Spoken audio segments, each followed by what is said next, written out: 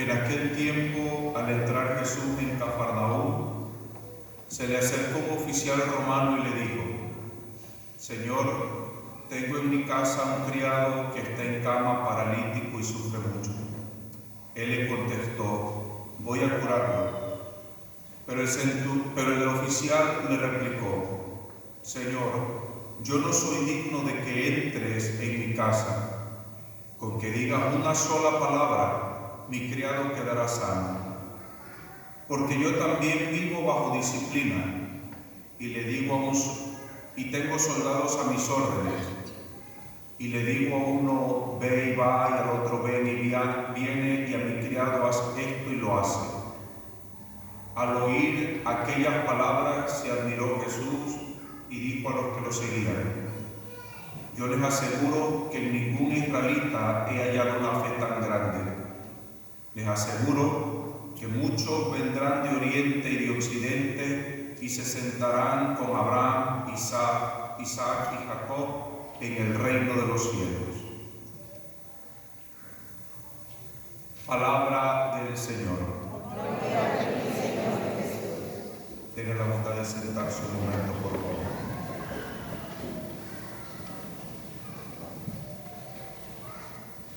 Ante la súplica de los que están pasando una necesidad, Dios cumple su palabra de lo que ha dicho: pidan y se les dará, busquen y encontrarán, como nos lo está mostrando este evangelio que hemos leído, cómo este hombre que tiene una necesidad tan grande por la salud de un amigo a quien ama, sale al encuentro de nuestro Señor Jesucristo, y nuestro Señor Jesucristo está presto para atender su petición.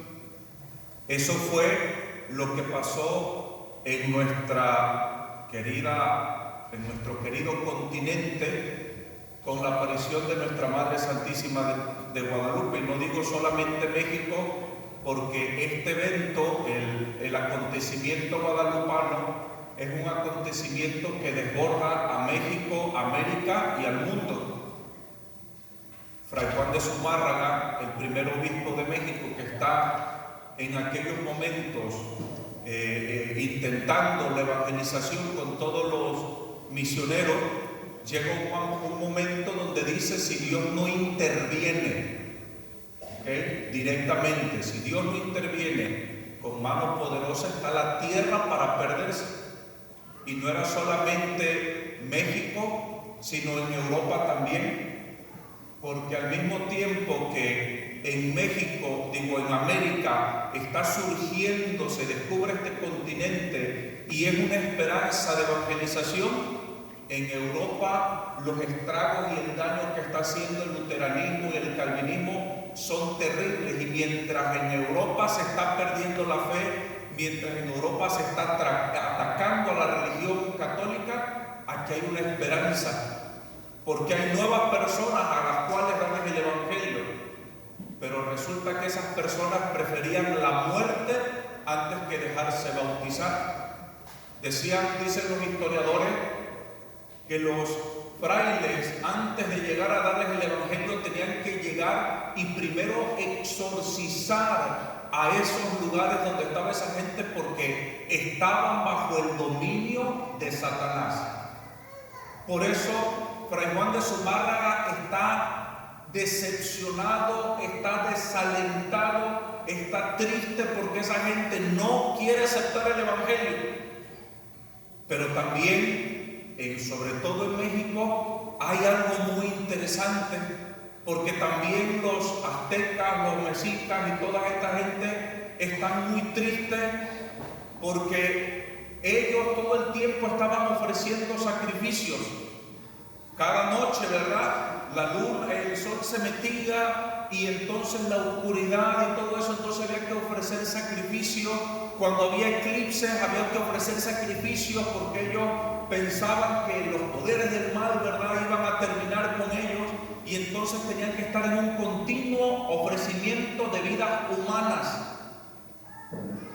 Ellos tenían que ofrecer, por ejemplo, a Tlaloc, tenían que ofrecerle a sus niños para que siguiera lloviendo. Entonces a los niños los adornaban, los ataviaban, y les empezaban a enterrar espinas de maguey para que los niños empezaran a llorar y esas lágrimas saciaran la sed de Tlaloc y descendiera el agua.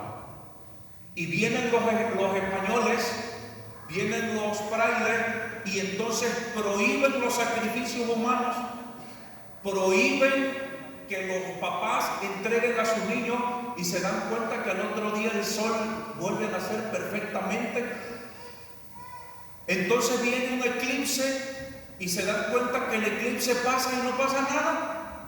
Y entonces ellos están realmente decepcionados, están en una crisis muy grave. Porque dice entonces, todas nuestras creencias no tuvieron sentido. Todas las vidas humanas ofrecimos a nuestros propios hijos y no tuvo sentido. Y entonces pasa un cometa también y hay un terremoto y entonces ellos piensan que esto va a ser el fin. Y cuando parece que todo está para perderse como pensaban ellos, pero también como pensaba Fray Juan de Zumárraga, está la tierra para perderse, Dios interviene en la realidad histórica de nosotros. Dios permite, al ver cómo está la humanidad en aquel entonces pasando por esa grave crisis, Dios interviene por medio de nuestra Madre Santísima y la manda como mensajera a nuestras tierras. Y nuestra Madre Santísima se aparece y le dice a Juan Dieguito: yo soy la verdaderísima madre del Dios por quien se vive. Y entonces, ¿qué pasa? Que ya en la cultura de los toltecas, un poquito los que eran los más sabios, los poetas y todo eso, ellos ya empezaban a hablar de un Dios por el cual todos fuimos creados. Ya estaba llegando el razonamiento a la idea de un solo Dios, no muchos, sino uno por el cual todos existimos, a quien identificaban como Ometeotl, el Dios por el quien todos vivimos. Y la Santísima Virgen María se aparece y dice: yo soy la verdaderísima madre del Dios por quien todos vivimos. Y entonces ellos como que les empieza a caer el 20, sobre todo Juan Dieguito, ¿verdad? Ya entiendo. Y la Santísima Virgen María en México va a reafirmar el dogma de su virginidad perpetua. Soy la siempre Virgen María. Y al tío Juan Bernardino le va a revelar su nombre, porque a Juan Dieguito no le revela el nombre completo. Es interesante que el nombre completo se lo revele al anciano, aquel que es la sabiduría del pueblo, y le dice: yo soy Santa María de Guadalupe. Dos nombres muy interesantes. Los historiadores mexicanos, sobre todo el padre Chávez, ¿verdad?, explican estos dos nombres. ¿Qué significan estos dos nombres? Uno judío y otro árabe. Por mucho tiempo se creyó que el nombre de la Virgen de Guadalupe, es que no se entendía, y entonces, pero que ha de haber sido Tlecuatlauzupe. No, la Virgen no da su nombre en náhuatl. La Virgen revela su nombre tal cual: Santa María de Guadalupe. ¿Qué representa esto? Las dos culturas que toda la vida han estado en guerra, y sobre todo en este tiempo, judíos y árabes. María junta estos dos, concilia estos dos nombres, a estas dos razas. María de Guadalupe. Algunos historiadores dicen que la Virgen de Guadalupe, su mensaje, lo que ella trae, todavía no se acaba, no se agota, y que en el final de los tiempos María de Guadalupe tendrá algo que decir a la humanidad. Porque así como se aparece en México para influir en toda América Latina, pero también de aquí va a influir después en Europa, ¿sí?, no se agota el mensaje o el evento guadalupano. Nuestra Madre se aparece, y se aparece en Adviento. Se aparece en este tiempo de preparación preparación, en este tiempo donde nos estamos preparando para recibir a nuestro Señor Jesucristo. Se aparece preñada, ella está encinta, viene a parir a nuestra tierra, a nuestro continente, al Salvador. Ella es la portadora de Dios. Por eso dice: yo quiero que se me haga una casita sagrada donde yo les dé a mi hijo, donde ustedes se puedan reunir. ¿Y para qué se hace una casita sagrada? ¿Para qué se hace un templo? Un templo se hace para la celebración de la Eucaristía. María quiere una iglesia, María de Guadalupe quiere una casa donde todos vayan a lo más importante, que es la Eucaristía. María de Guadalupe viene a traer a Jesús y viene a convocarnos a la casa de Dios para darnos a Jesús. Por eso lo repetiré de nuevo, como dice Monseñor Isidro Puente, repito y repito: si nuestra devoción a la Virgen María es solamente venir en la novena cada año, es una devoción falsa, una ilusión diabólica, dice San Luis Griñón de Montfort. Porque si mi devoción a la Virgen María no me lleva al confesionario, si mi devoción a la Virgen María no me trae a la Eucaristía, debe ser rechazada como ilusión diabólica, dice San Luis Griñón de Montfort.